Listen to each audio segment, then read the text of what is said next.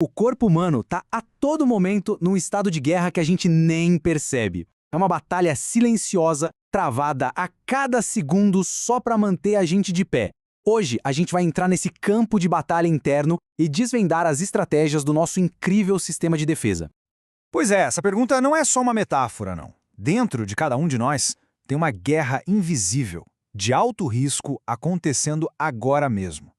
É ela que define a nossa saúde, a nossa sobrevivência. Vamos entender as táticas, os soldados e as armas envolvidas nesse conflito. A estratégia para essa guerra toda é tão complexa que é um dos pilares da medicina. A base de tudo está nesse conceito de mecanismos de agressão e defesa. E isso não é só biologia, não, é a arte da guerra biológica. É como se fosse um manual de sobrevivência que já vem escrito no nosso código genético.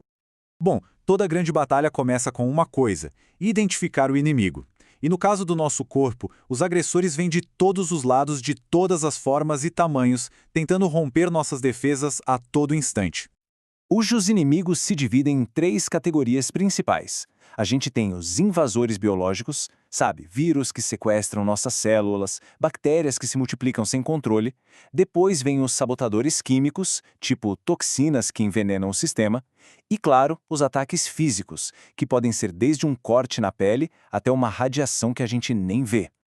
Ok, diante de tanto agressor diferente, qual é a resposta imediata? O que impede que o caos se instale? Chegou a hora de conhecer a equipe de resposta rápida do corpo, os soldados que estão sempre de prontidão na linha de frente. Pensa nessa primeira resposta como se fossem os guardas de um castelo.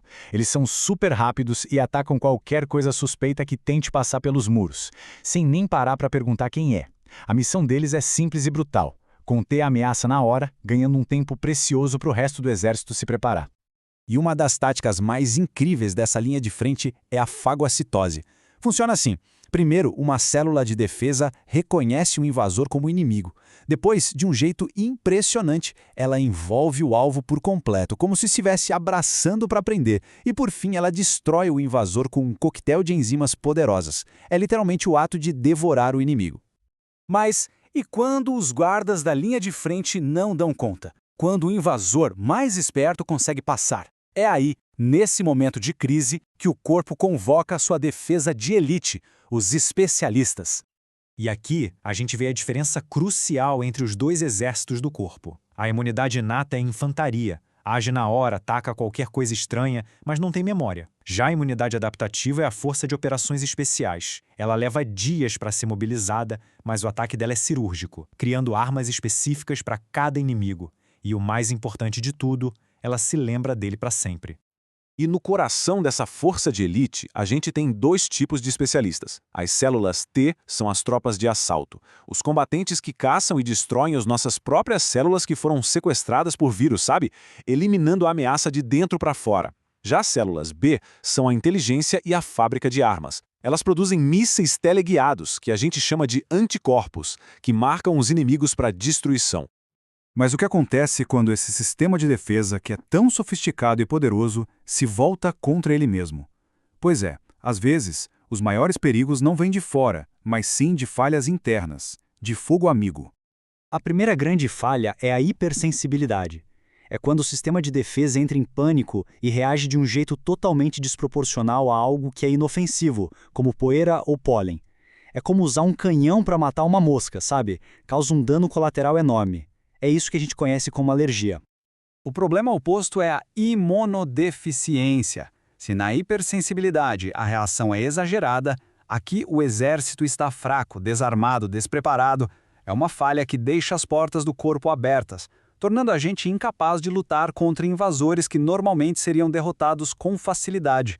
Isso pode ser de nascença ou adquirido, como no caso do HIV, que ataca e desativa as células de defesa.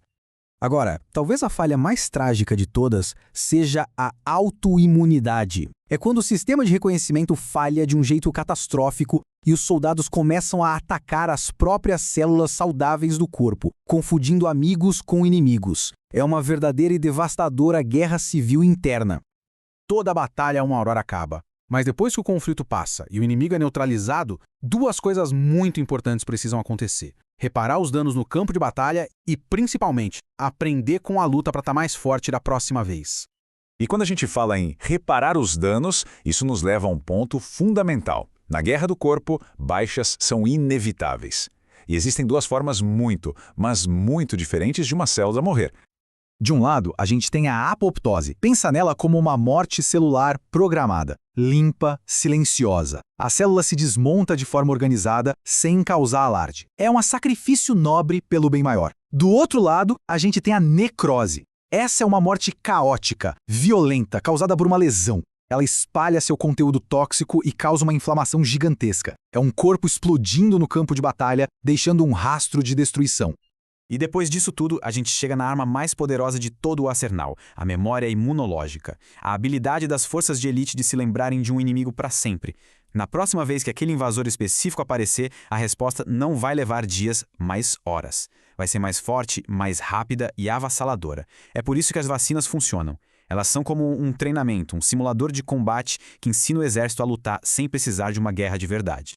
É um pensamento que faz a gente parar para refletir, né? Um sistema com memória, capaz de aprender com a experiência e de tomar decisões de vida ou morte. Isso só mostra a inteligência incrível e a complexidade da batalha silenciosa e constante que acontece dentro de nós a cada respiração.